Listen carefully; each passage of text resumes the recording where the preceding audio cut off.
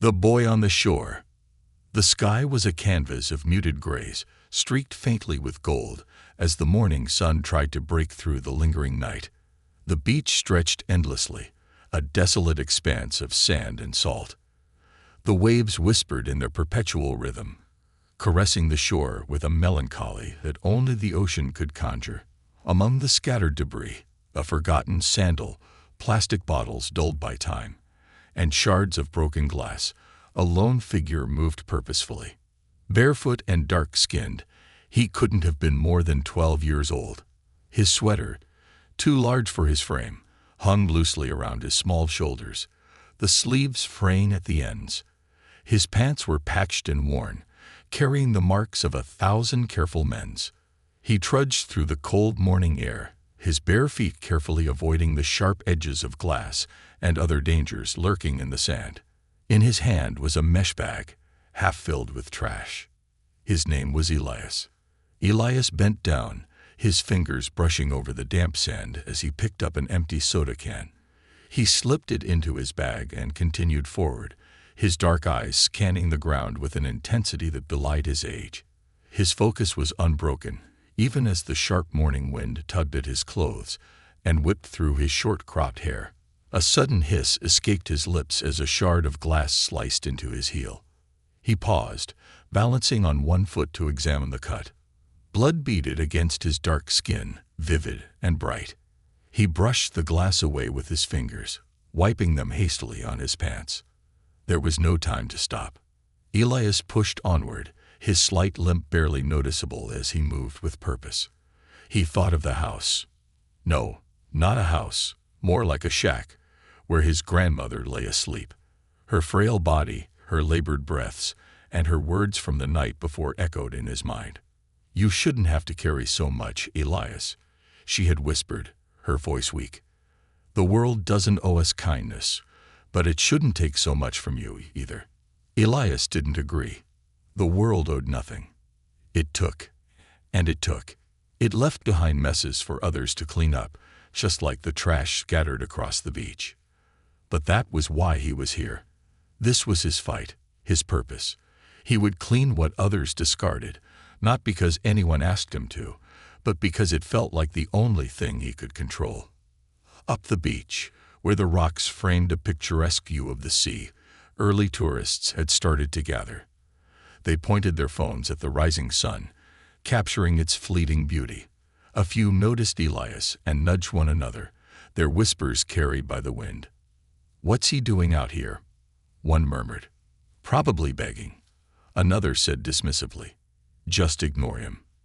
Elias's jaw tightened. He didn't look up. He knew better than to engage.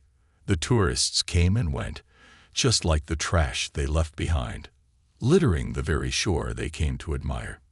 He kept his head down, his fingers tightening around the neck of a plastic bottle before tossing it into his bag. The sea roared softly in the background, its waves dragging secrets and memories back into its depths. Elias didn't want to think about what lay beneath those waves. He didn't want to remember. But the ocean had its way of pulling things to the surface, no matter how hard he tried to bury them.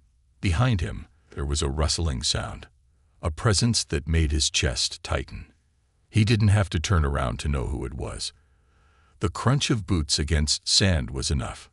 "Kid," a gruff voice called. Elias straightened, his bag hanging by his side. He turned slowly, meeting the eyes of a man in a blue uniform, his badge glinting in the early light. The local beach inspector. His lips were set in a firm line, his expression a mixture of annoyance and authority. "I thought I told you this wasn't your place," the inspector said, his voice sharp.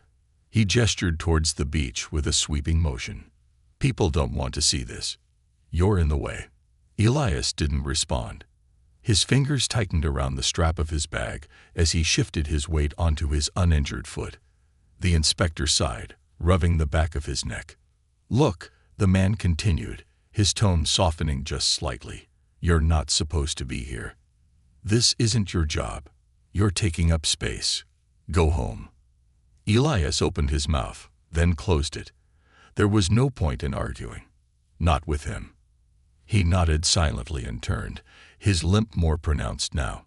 The inspector watched him go before shaking his head and walking away, his boots crunching loudly against the sand. Elias didn't stop until he reached the line of trees at the edge of the beach.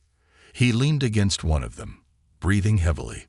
The sting in his foot was sharper now, and when he pressed his palm to the wound, it came away wet with blood. He bit the inside of his cheek to keep from crying out, then wrapped his hand around his bag and pushed himself upright. He couldn't let the inspector's words stop him. Not today, not ever. The path home was lined with memories, each tree and stone a marker of time he didn't want to revisit. The wooden house came into view, a small, faded blue structure with peeling paint and a sagging roof. He stepped inside, careful to close the door quietly. His grandmother stirred from the bed in the corner, her frail body shifting beneath the patchwork quilt. "Elias," she whispered, her voice raspy. "You're back." He nodded, offering her a small smile. "I brought some trash," he said, setting the bag by the door. Her weak laugh filled the small space. "You're too good for this world, my boy." Elias shook his head, moving to her side and helping her sit up. "It's nothing, Grandma. Just the right thing to do." But even as he spoke, the inspector's words lingered in his mind, heavy and oppressive. Tomorrow, he would return to the beach. He would keep picking up the pieces others left behind.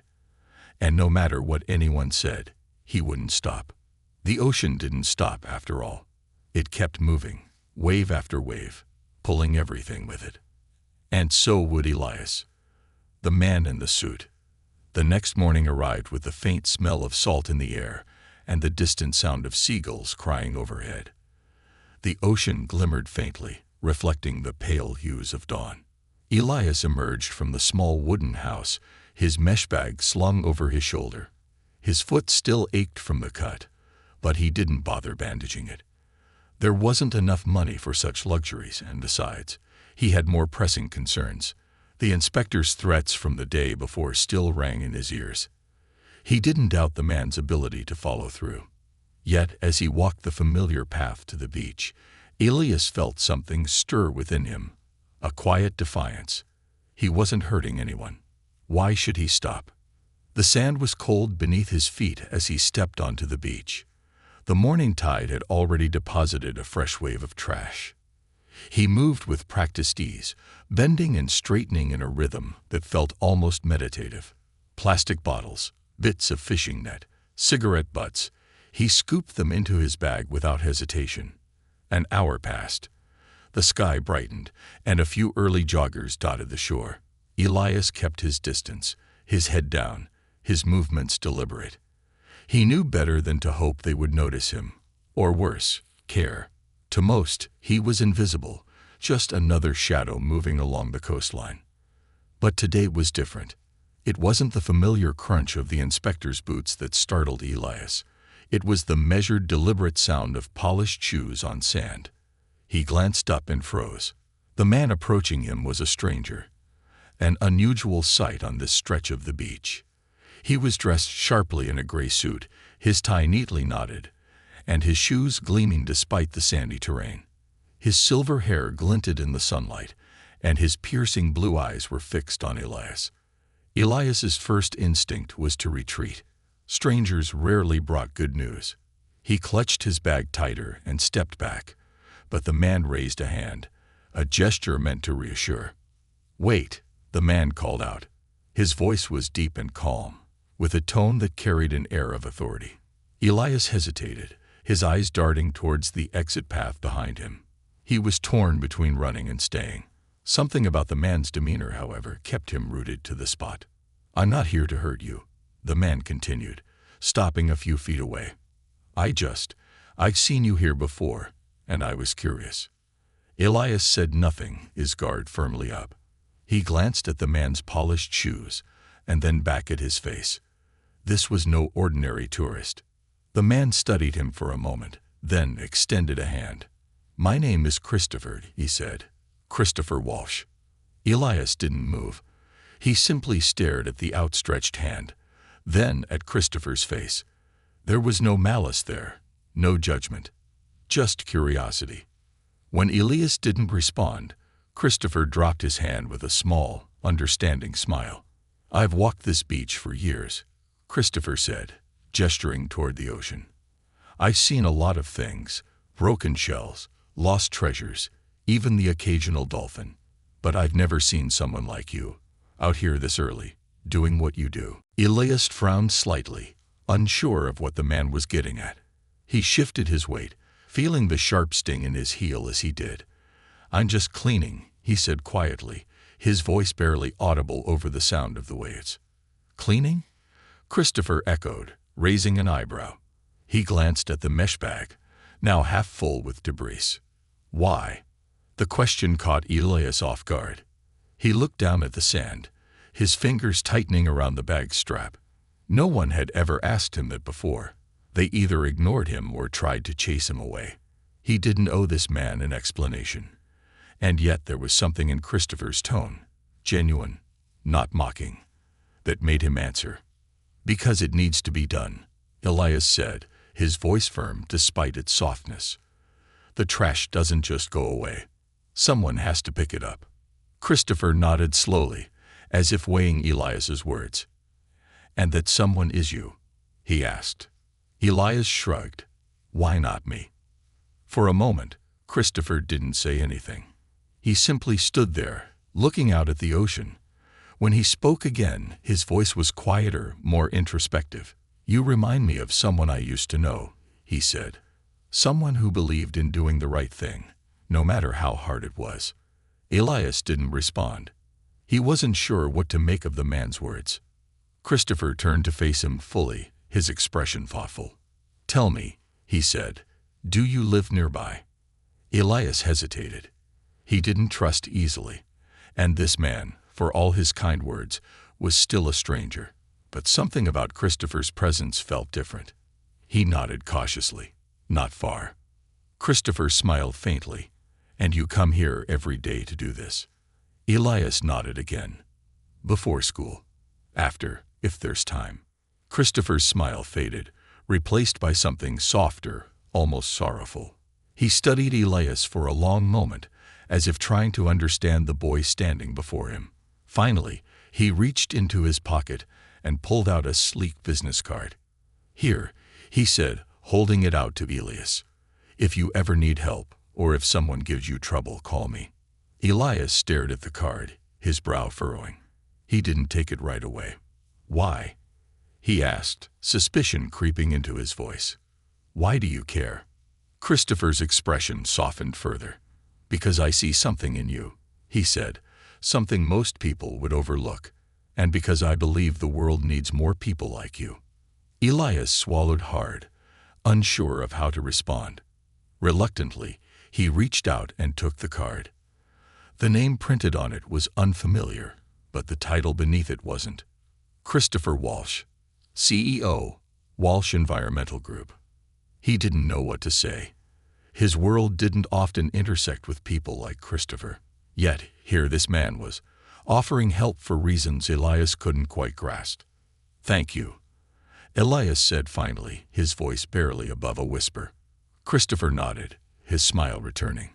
"Take care, Elias," he said. Then, with a final glance at the ocean, he turned and walked away, leaving Elias standing alone on the beach, the business card clutched tightly in its hand. Elias stared after him, a mix of emotions churning in his chest. He didn't fully understand what had just happened, but one thing was clear. For the first time, someone had seen him, not just the boy picking up trash, but him. And for the first time, he felt a glimmer of something he hadn't allowed himself to feel in a long time. Hope. The sound of the waves drew him back to the present. He looked down at the trash-strewn beach and tightened his grip on the bag. There was still so much to do. With renewed determination, Elias bent down and continued his work, the ocean a steady rhythm in the background, whispering promises of tomorrow. A ripple in the ocean. The sun climbed higher in the sky, casting long shadows over the beach as Elias worked. The conversation with Christopher lingered in his mind like a half-forgotten melody, Every time he reached for a piece of trash, he felt the business card in his pocket pressing against his leg, a small but significant weight. He wasn't used to kindness, especially from strangers. It unnerved him, made him question its sincerity. Why would a man like Christopher Walsh, someone who could buy this entire beach if he wanted to, care about a boy like him? The beach was emptier now, the early tourists and joggers having retreated to more comfortable parts of town. Elias welcomed the solitude. The inspector was nowhere in sight, and the absence of his heavy boots and sharp words brought a rare sense of relief. Elias worked methodically, his bag growing heavier with each piece of trash. He had just bent down to retrieve a tangled mess of fishing net when he heard the soft crunch of footsteps behind him. His body tensed, his heart racing. Was it the inspector? Turning slowly, Elias was startled to see not the uniformed figure he expected, but a woman. She was in her mid-30s, with dark curly hair pulled into a loose bun and a camera slung around her neck. Her clothes were casual, but her eyes were sharp, observing him with an intensity that made him uncomfortable. "Hi," she said, her voice warm but direct. "You're Elias, right?" Elias blinked, unsure of how to respond. How did she know his name? He straightened up, clutching his bag tightly. "Who are you?" he asked, his voice wary. The woman smiled faintly, taking a step closer but stopping a respectful distance away. "I'm Claire," she said. "I'm a journalist. Christopher Walsh told me about you." Elias's grip on the bag tightened further. "Why?" he asked, his suspicion mounting. Claire seemed to sense his unease. She held up her hands as if to show she meant no harm. "He told me about what you're doing here," she said. "He thought it was something people should know about." Elias frowned, his chest tightening. He didn't like the sound of that. Why would anyone care? He asked, his voice tinged with frustration. "It's just trash." Claire tilted her head, studying him carefully. "It's not just trash," she said gently. "It's a story about you, about why you're doing this, about what it means. And I think people would care if they heard it." Elias looked away, his jaw tightening. He didn't want to be anyone's story. He didn't want pity or attention or questions he didn't know how to answer. He just wanted to clean the beach, to do something that mattered, even if no one else understood why. "I don't want to be in your story," he said firmly, his eyes fixed on the ground. Claire nodded slowly, her expression thoughtful. "I understand," she said, "but can I at least talk to you? Off the record. No cameras, no articles. I'd like to know more about you." Elias hesitated. Something about her tone, her genuine curiosity, made him pause. He didn't trust easily, but he also didn't want to seem rude. Finally, he nodded, though he kept his distance. "Okay," he said quietly, "but just for a little while." Claire smiled, a hint of relief in her expression. She gestured towards a nearby rock, where the waves lapped gently at its base. "Shall we sit?" she asked. Elias nodded again, and the two of them walked over to the rock. He set his bag down carefully, its weight making a dull thud against the sand.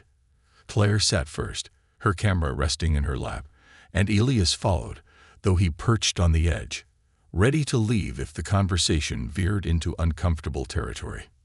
For a moment, neither of them spoke.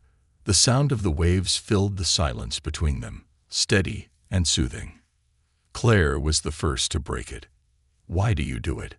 she asked, her voice soft. "Why spend your mornings out here, picking up trash?" Elias stared at the ground, his fingers tracing patterns in the sand. He thought about brushing off the question, giving her the same answer he'd given Christopher, because it needed to be done. But something about the way she asked made him want to go deeper, to be honest in a way he hadn't been before. "My parents used to bring me here," he said finally, his voice barely above a whisper, before they were gone." Claire didn't interrupt. She just listened, her gaze steady and attentive. "They loved this beach," Elias continued. "We'd come here every weekend. My mom would pack sandwiches, and my dad would teach me how to skip rocks on the water." He paused, his throat tightening. "But it's not the same anymore. After they died, no one took care of it. The trash started piling up. It felt wrong, like their favorite place was being forgotten." Claire's expression softened, a mixture of sympathy and respect. "So you decided to take care of it yourself," she said. Elias nodded. "It's the only thing I can do for them now," he said quietly. "I can't bring them back, but I can make sure this place stays the way they loved it." Claire was silent for a long moment, her eyes glistening with unshed tears. Finally, she said, That's incredible, Elias. You're doing something most adults wouldn't bother to do, something selfless." Elias shrugged, uncomfortable with the praise. "It's not a big deal," he muttered. "It's just trash." Claire shook her head. "It's not just trash," she said again. "It's a connection. To your parents, to this place. And it's a message to anyone who sees you doing this. You're showing people that one person can make a difference." Elias didn't know how to respond to that. He looked down at the sand, his fingers gripping the edge of the rock. He didn't feel like he was making a difference. Most days, he felt like he was just cleaning up a mess that would never truly go away. Before he could say anything, Claire reached into her bag and pulled out a small notebook. "Would it be okay if I wrote some of this down?" she asked cautiously. "I won't use your name or take your picture if you don't want. I just think people need to hear about this." Elias hesitated, his chest tightening. He wasn't sure he wanted to share his story with strangers. But then he thought about Christopher, about the way he had stood up to the inspector. Maybe telling his story could help in ways he didn't fully understand. "Okay," he said finally, "but no pictures. And no name." Claire nodded, her expression earnest. "Of course," she said. She opened her notebook and began to write, her pen moving quickly across the page. Elias watched her for a moment, then turned his gaze back to the ocean. The waves moved steadily, their rhythm unchanging. For the first time, he felt as if he wasn't entirely alone in his fight to keep this place clean. When Claire finished, she closed her notebook and looked at him. "Thank you," she said, "for sharing this with me, and for everything you're doing here." Elias nodded, his face flushing slightly. He didn't know what to say, so he simply stood and picked up his bag. "I should get back to work," he said. Claire smiled, standing as well. "I'll leave you to it," she said. "But if you ever change your mind about sharing more, you know where to find me." Elias nodded again, and Claire turned to leave, her footsteps fading into the distance. He watched her go, a strange mix of emotions swirling in his chest. He didn't know what would come of their conversation, but he couldn't shake the feeling that something had shifted, like the first ripple in a still ocean. Taking a deep breath, Elias turned back to the beach. There was still work to be done. And for the first time, he felt a small spark of hope that he wasn't doing it alone. A storm of change. The next few days passed with an uneasy calm. Elias continued his morning routine, moving along the beach before the sun had fully risen, his mesh bag filling steadily with trash. The conversations with Christopher and Claire replayed in his mind, their words leaving a lingering sense of both hope and uncertainty. He didn't know what to expect, or if he should expect anything at all. People often made promises, but the world had taught him not to count on them. By the time the weekend arrived, the beach was unusually crowded. Tourists strolled along the shore, children ran barefoot into the shallows, and vendors set up stalls selling seashell trinkets and cold drinks. Elias kept his head down, working in the quieter parts of the beach, where the trash was more abundant, and the people less so. It wasn't long before the familiar crunch of boots on sand reached his ears. His body stiffened instinctively. He turned slowly, his heart sinking as he saw the inspector making his way towards him, his expression dark and menacing. "You just don't learn, do you?" The inspector barked as he stopped a few feet away. His hands rested on his hips, his posture exuding authority. Elias straightened, his fingers tightening around the strap of his bag. "I'm not hurting anyone," he said quietly, though his voice wavered slightly. The inspector's eyes narrowed. "That's not the point," he snapped. "You don't have permission to be here, and I've told you that more than once. You think you can just ignore me." Elias opened his mouth to respond, but the inspector cut him off, stepping closer. "This is my final warning," he said, his tone low and threatening. "If I see you here again, I'll make sure you regret it." The words hung in the air like a storm cloud. Elias's chest tightened, but he didn't respond. There was no point. The inspector stared at him for a moment longer, then turned and walked away, his boots leaving deep impressions in the sand. Elias stood there, his fists clenched, his heart pounding. He wanted to yell, to scream at the injustice of it all, but he knew it wouldn't matter. People like the inspector didn't listen to boys like him. The storm began that evening, a sudden and violent downpour that drenched the town in minutes. The wind howled through the streets, rattling windows and tearing branches from trees.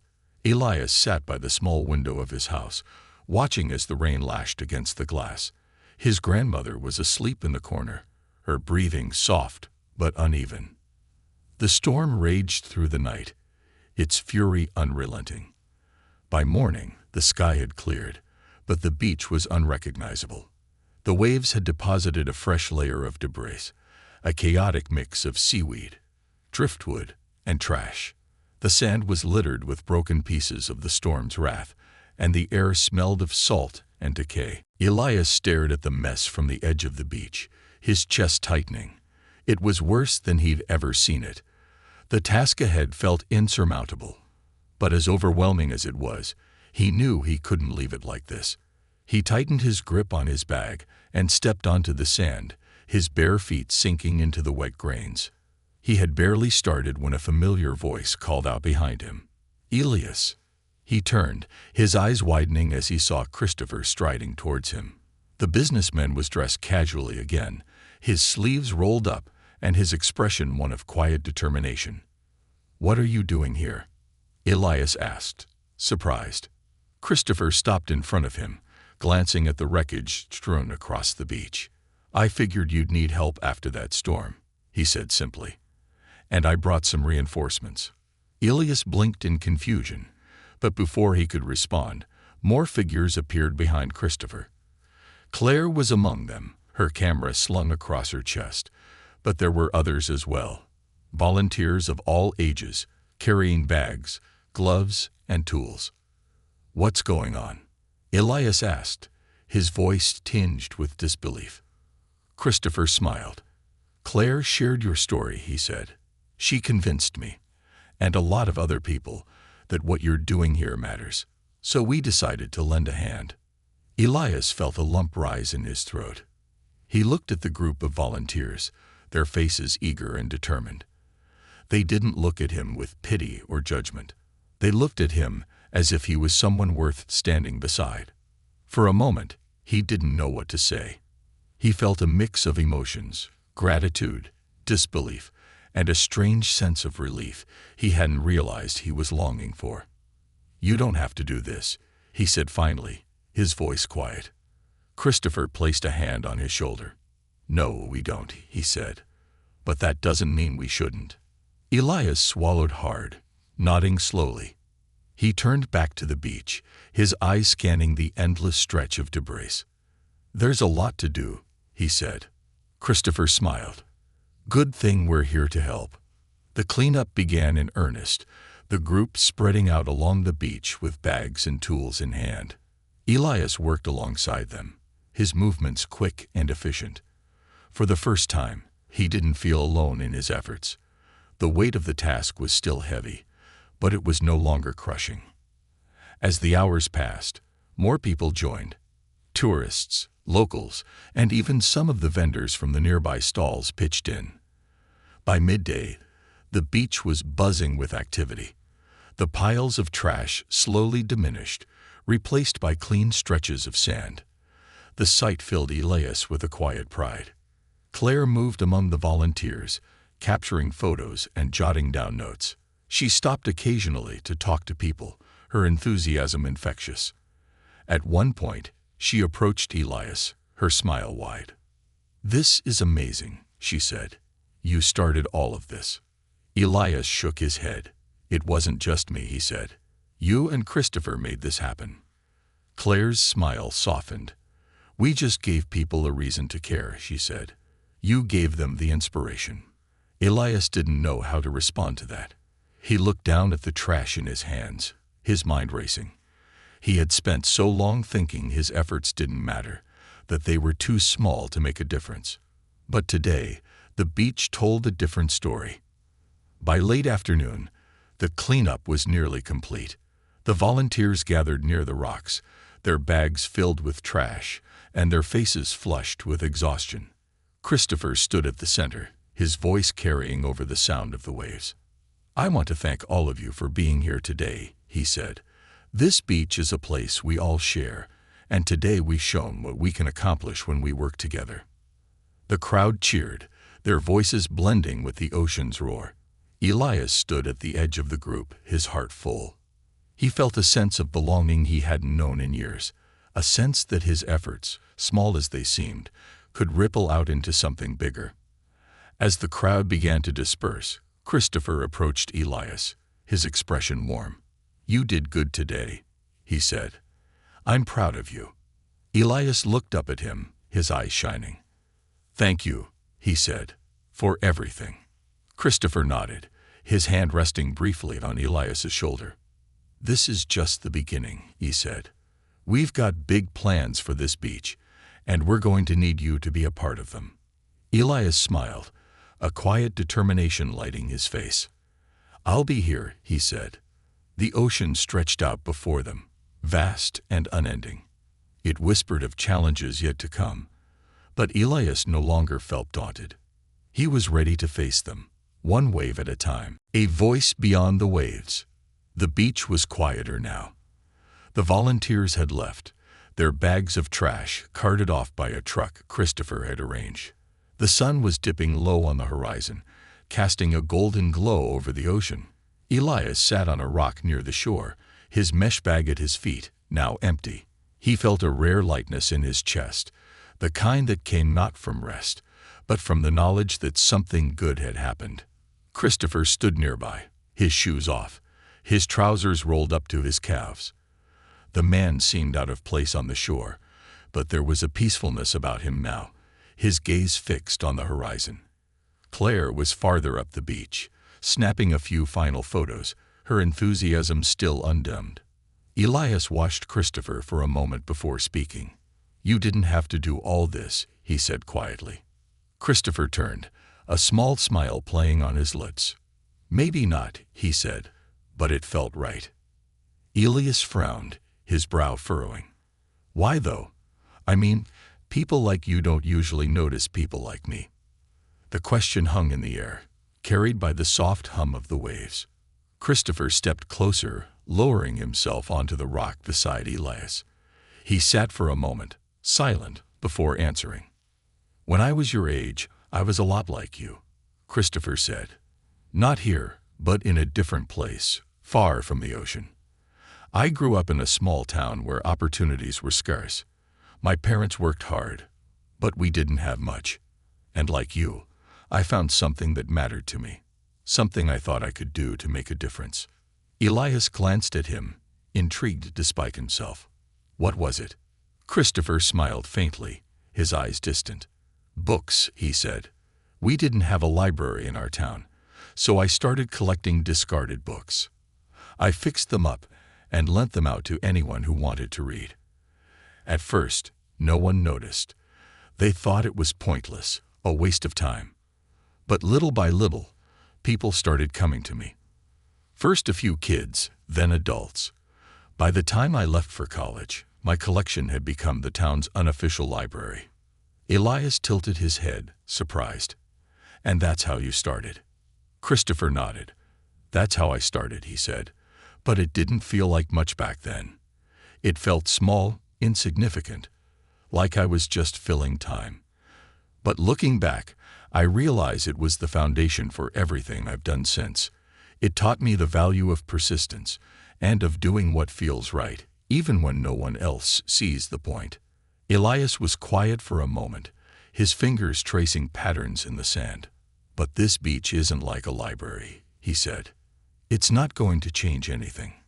Christopher turned to him, his expression serious. "That's where you're wrong, Elias," he said. "What you're doing here is bigger than you realize. It's not just about cleaning up trash. It's about setting an example, showing people what's possible when you care enough to act. And today, you saw what that can lead to." Elias thought about the volunteers who had come to help, the way they had worked alongside him without hesitation. For so long, he had felt invisible, his efforts unnoticed. But now, for the first time, he began to see that maybe, just maybe, his work did matter. Before he could respond, Claire approached, her camera slung over her shoulder. "Hey, you two," she said, her voice warm. "Mind if I join you?" Christopher gestured to the rock, and Claire sat down, brushing sand off her hands. She turned to Elias, her smile gentle. "I want you to know something," she said. "The story I wrote, it's already making waves." Elias's eyes widened. "What do you mean?" Claire pulled out her phone, scrolling for a moment before handing it to him. On the screen was an article, the headline bold and impossible to ignore. "The boy who cleans the shore. A small act. A big message." Beneath the headline was a photo of the beach during the cleanup, volunteers scattered across the sand. Elias wasn't in the photo. Claire had kept her promise. But the article was about him. About his determination, his resilience, and his quiet fight to preserve something he loved. "I sent it to a few outlets I work with," Claire explained. "It's already been shared hundreds of times. People are talking about it, about you." Elias stared at the screen, his heart pounding. He wasn't sure how to feel. Part of him was proud, but another part was nervous. He had spent so long in the background, unseen and unnoticed. The idea of being known, even in this small way, was daunting. "What happens now?" he asked, his voice barely above a whisper. Claire smiled. "That's up to you," she said.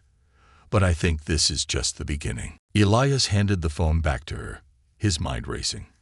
He thought about the inspector, about the tourists who had dismissed him, about his grandmother and the sacrifices she had made to raise him. He thought about the ocean, its vastness, its unrelenting rhythm. For the first time, he began to see his place within it all, not as a solitary figure, but as part of something larger. The next morning, Elias returned to the beach, his mesh bag in hand. The sand was clean from the previous day's efforts, but he knew it wouldn't stay that way for long. He started at the far end, where the waves had already begun to deposit fresh debris. As he worked, he noticed something unusual, a group of people standing near the rocks. At first, he thought they were tourists, but as they approached, he recognized some of the volunteers from the day before. They were carrying bags and tools, ready to work. "Thought you could use some company," one of them said, smiling. Elias felt a lump rise in his throat. He nodded, his voice too tight to respond. Together, they moved across the beach, their efforts coordinated and purposeful. It wasn't just about cleaning anymore. It was about building something. Momentum, awareness, change. By midday, even more people had joined. Some were locals, others had traveled from nearby towns after reading Claire's article. A few children ran along the shore, their laughter blending with the sound of the waves. The inspector was nowhere to be seen, and for the first time, Elias felt free to work without fear.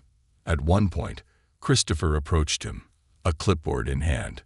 "We're organizing a regular cleanup effort," he said. "Monthly. At first, but maybe more often if we get enough volunteers. I'd like you to lead it." Elias stared at him, stunned. "Me?" Christopher nodded. "You've already been leading it, Elias," he said. "This is just making it official." Elias didn't know what to say. He looked out at the beach, at the people working together to transform it. For so long, he had thought of himself as just one person, his actions small and inconsequential. But now he saw the ripples he had created, spreading farther than he could have imagined. He took a deep breath, his grip tightening on his bag. "Okay," he said. "I'll do it." Christopher smiled, clapping him on the shoulder. "Good," he said, "because this beach needs someone like you." Elias watched him walk away, his heart full. The ocean stretched out before him, vast and unyielding. It still carried the weight of memories, of loss, of battles yet to be fought. But it also carried something new, hope. And for the first time, Elias felt ready to meet it. A beacon of hope. A month had passed since the first cleanup event. The beach, once a forgotten expanse marred by litter and neglect, was beginning to transform.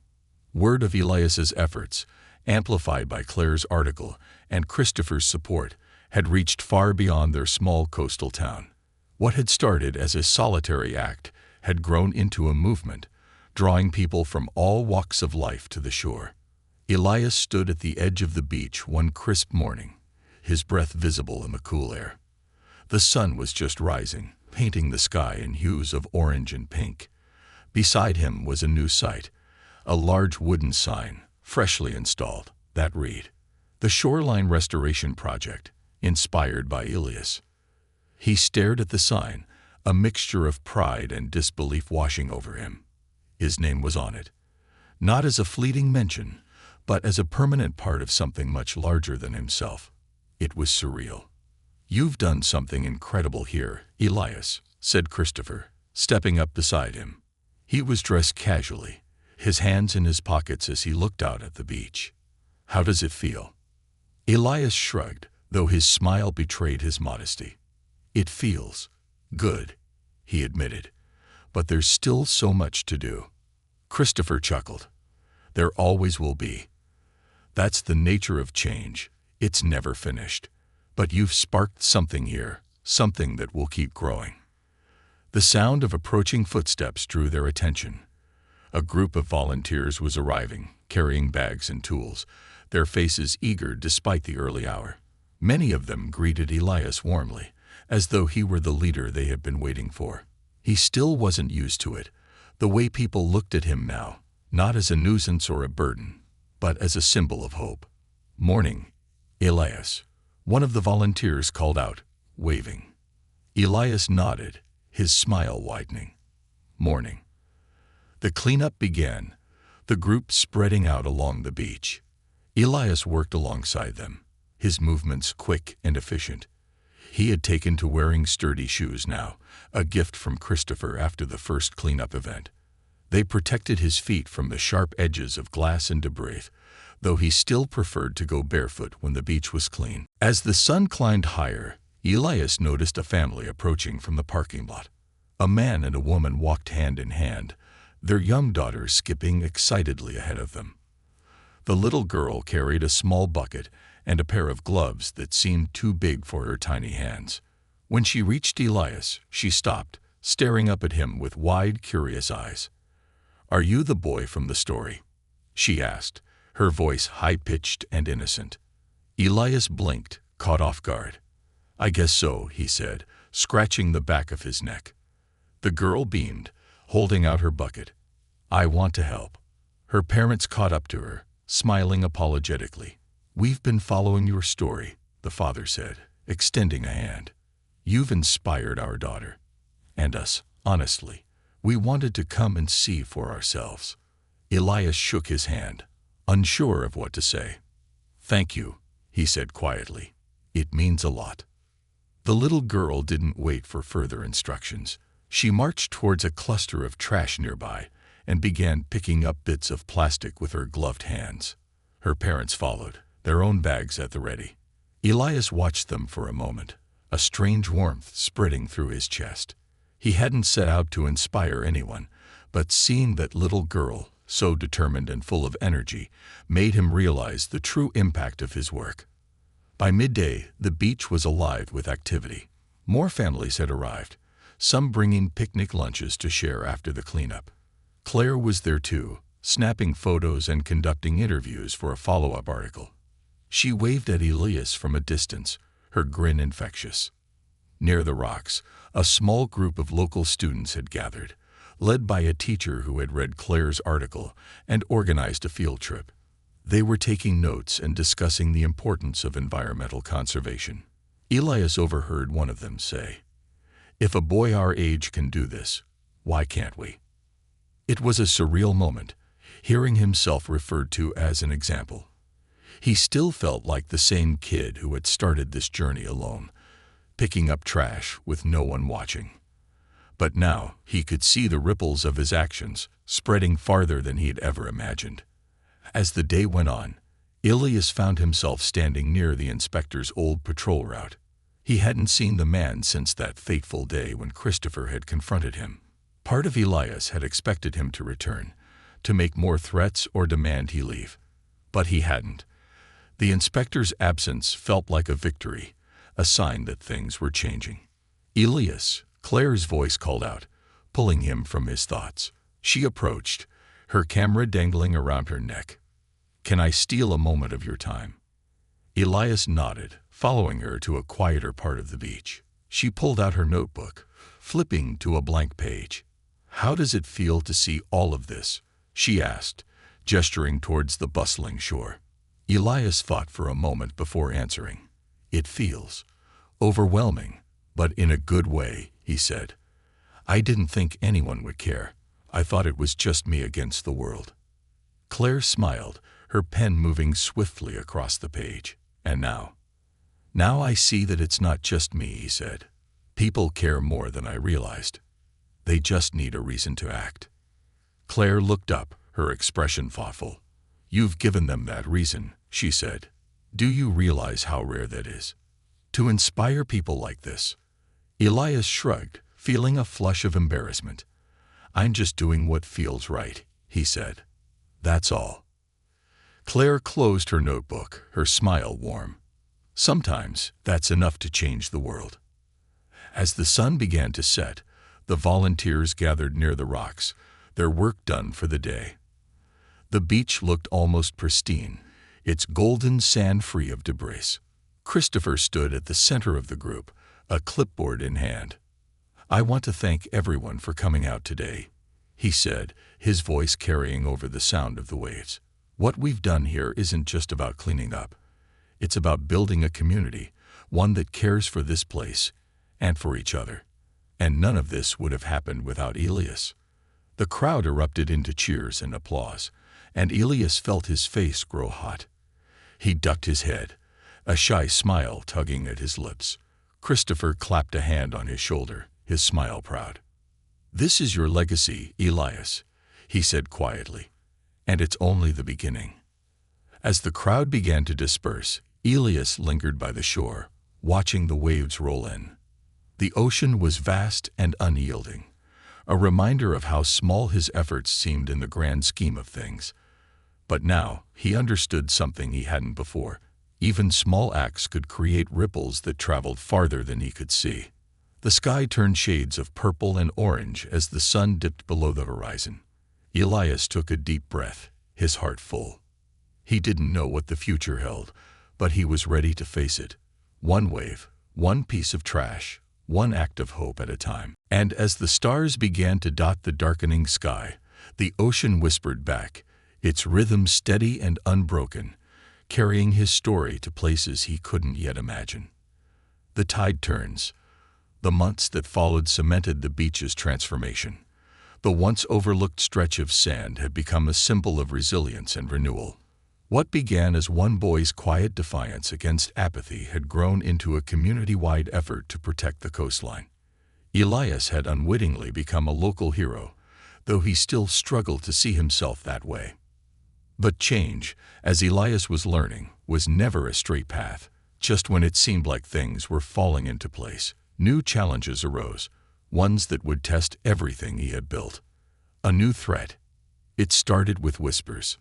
One chilly morning, as Elias walked the beach before sunrise, Christopher met him near the rocks.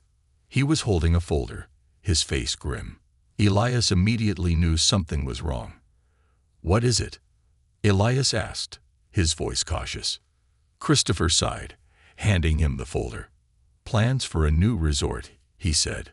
They want to build it right here, on this beach. Elias opened the folder, his heart sinking as he scanned the glossy renderings inside. The proposed development was massive. Luxury villas, a private marina, and a sprawling hotel that would cover nearly half the shoreline. The very beach he and the community had worked so hard to restore would be transformed into something unrecognizable. "They can't do this," Elias said, his voice rising with a mix of disbelief and anger. "This beach doesn't belong to them." Christopher placed a hand on his shoulder, his expression serious. "They haven't broken ground yet," he said, "but they've already secured permits. If we want to stop this, we need to act fast." Elias's mind raced. The idea of losing the beach, this place that held so much of his heart, was unbearable. But what could he do against a corporation with seemingly endless resources? He was just a boy, after all. Or so he thought. Rallying the community, Elias and Christopher wasted no time. They called a meeting at the local community center that evening, inviting everyone who had participated in the beach cleanups. Word spread quickly, and by the time Elias arrived, the small hall was packed. Families, students, shop owners, and even the local fishermen had come to hear what was happening. Christopher stood at the front of the room, explaining the situation with the calm authority of someone used to handling crisis. But it was Elias who stepped forward to deliver the final call to action. He stood there, nervous at first, but the faces in the crowd gave him strength. These were people who believed in him, who had worked beside him to make the beach what it was today. "This isn't just a beach," Elias said, his voice steady despite the lump in his throat. "It's part of our home. It's where our kids play, where our families gather, where we've all come together to make a difference. If we let them take it, we lose more than sand and water. We lose everything we fought for." The room erupted in applause, the crowd on their feet. Elias felt a surge of hope, but he knew this was only the beginning. They had won over the community, but the fight against the resort developers would require more than passion. It would take strategy, persistence, and allies. Claire's spotlight. The first step was raising awareness beyond the town. Claire, who had become one of Elias's closest allies, pitched the story to larger media outlets. Within days, major newspapers and TV networks picked up the narrative. Headlines like "Boy Who Saved His Beach Faces New Battle" began to appear, drawing attention from environmental groups and activists across the country. Elias found himself thrust into a spotlight he hadn't asked for. Journalists visited the beach to interview him, their cameras capturing his quiet determination. He spoke honestly about his connection to the beach, about his parents, and about the community's efforts to protect it. "I'm not doing this for me," Elias told one reporter. "I'm doing it for everyone who loves this place, for the people who can't fight for it themselves." His words struck a chord. Donations began pouring in to fund legal fees, and a petition to stop the resort gained thousands of signatures in just a few weeks. Still, Elias knew public support wouldn't be enough to stop the developers. They needed a legal strategy, and fast. The legal battle. Christopher tapped into his network, enlisting a team of pro bono environmental lawyers. They scored the resort's permits for weaknesses, and what they found gave them a glimmer of hope. The developers had failed to conduct a thorough environmental impact study. It was a small crack in their armor, but it was enough to build a case. The legal process was grueling. Elias attended every hearing, often sitting quietly in the back of the courtroom, his mesh bag at his feet. The developers' lawyers were sharp and relentless, arguing that the resort would bring jobs and boost the local economy. But the community pushed back, presenting evidence of the damage the construction would cause to the fragile coastal ecosystem. At one particularly heated hearing, the judge allowed Elias to speak. He stood before the courtroom, his heart pounding, and told his story. He spoke of his parents, of the memories he had made on the beach, and of the countless hours he had spent cleaning it. "This beach isn't just a place," he said, his voice breaking slightly. "It's part of who we are. If we let it be destroyed, We lose more than land. We lose a piece of ourselves." By the time he finished, there wasn't a dry eye in the room. A hard-won victory. After months of hearings, rallies, and tireless advocacy, the judge delivered a ruling. The resort's permits were invalid without a complete environmental impact study. The developers would have to halt all plans until they could prove the project wouldn't harm the beach. The courtroom erupted in cheers, the community celebrating what felt like an impossible victory. Elias felt a wave of relief wash over him, but he knew the fight wasn't truly over. The developers could still revise their plans and try again. But for now, the beach was safe, a legacy in the making. The victory galvanized the community. Inspired by Elias, they formed a permanent organization to protect the beach and its surrounding areas. They named it the Shoreline Guardians, and Elias was elected as its youngest ever board member. Under Christopher's guidance, the group secured grants to fund ongoing restoration projects. They organized monthly cleanups, educational programs for schools, and even an annual festival celebrating the beach's natural beauty. Elias became a central figure in these efforts, his name now synonymous with resilience and hope. One day, as he stood on the beach watching a group of children play in the sand, Christopher approached him. "You've built something incredible here," he said, his voice filled with pride. "What's next for you?" Elias thought for a moment, his gaze fixed on the horizon. "I don't know," he admitted, "but I know I want to keep making a difference." Christopher smiled. "I think you already have." The boy and the ocean. Years later, Elias would look back on those turbulent months and marvel at how far he had come. The boy who once walked the beach alone, picking up trash with a mesh bag, had become a symbol of what one person could achieve when they refused to give up. But even as he grew older, as the beach changed and the world around him shifted, one thing remained constant: the ocean. Its waves still whispered their stories, carrying memories and promises to distant shores. And Elias, no longer a boy but forever connected to the sea, would always listen. Waves that reach forever. Years passed, and the small beach that Elias had once fought to save had become a symbol of resilience and community. People traveled from all over the country to visit what was now called Elias's Shore, not just to enjoy its beauty, but to witness firsthand what collective action could achieve. It wasn't just a beach anymore. It was a testament to how one person's determination could inspire a ripple effect that changed countless lives. Elias had grown into a young man, his frame taller and his hands rough from years of work. But he was still the same at heart, still the boy who had walked the beach barefoot with a mesh bag and a quiet resolve. Now, though, his role had expanded. He was not only a guardian of the beach, but also a leader of a growing movement. A letter that changed everything.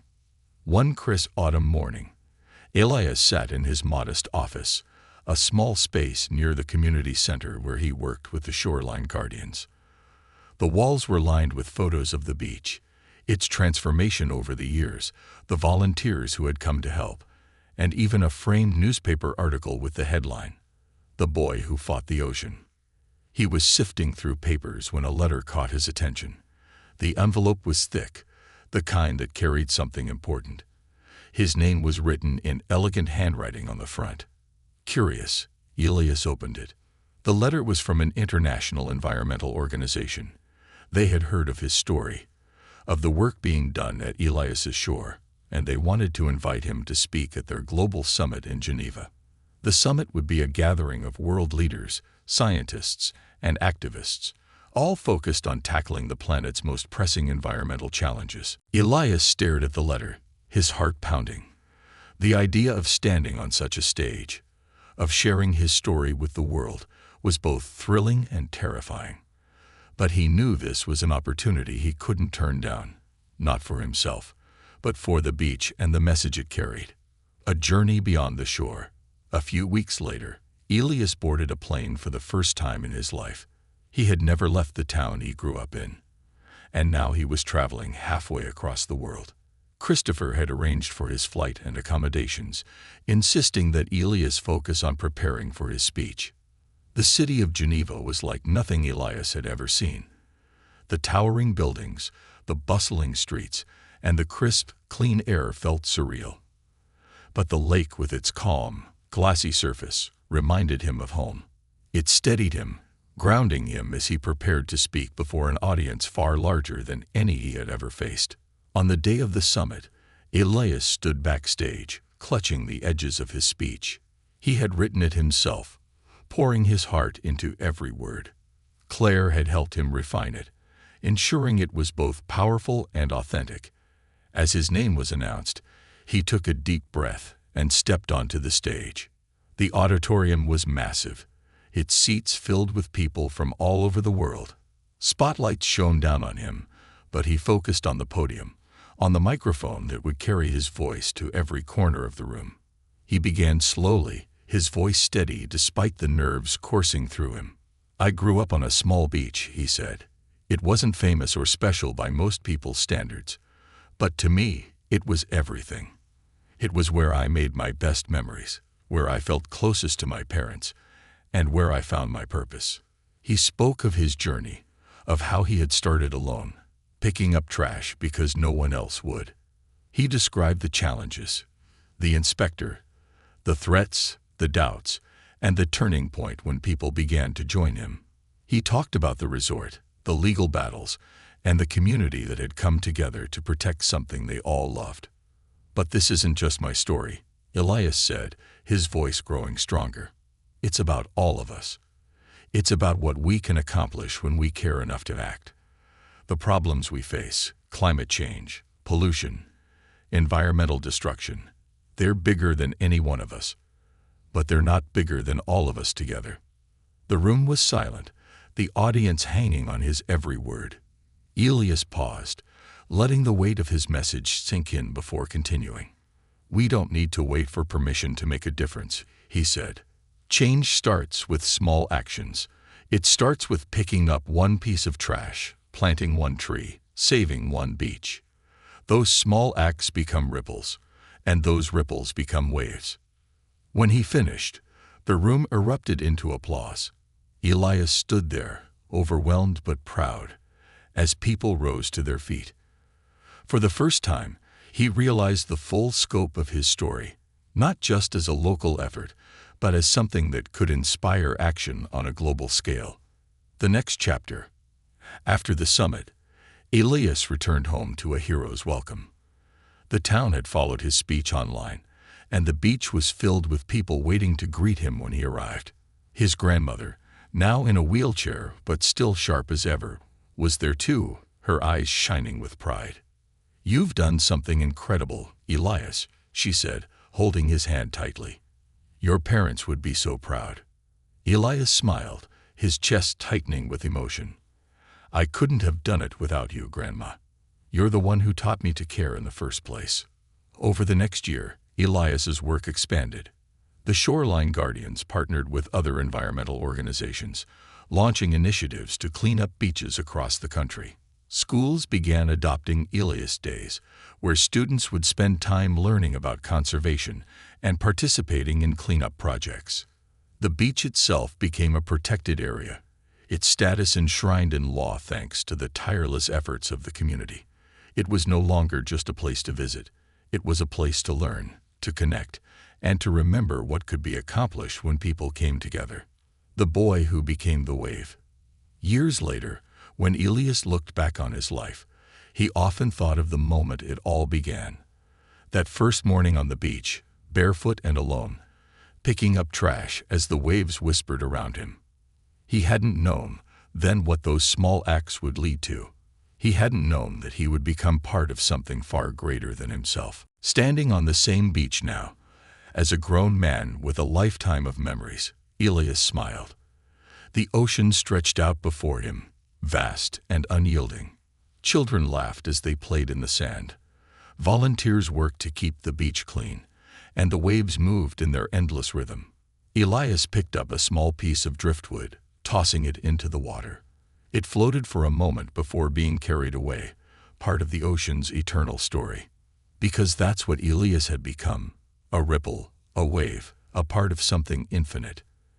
And the beach, the community, the world he had helped to change, would never forget him.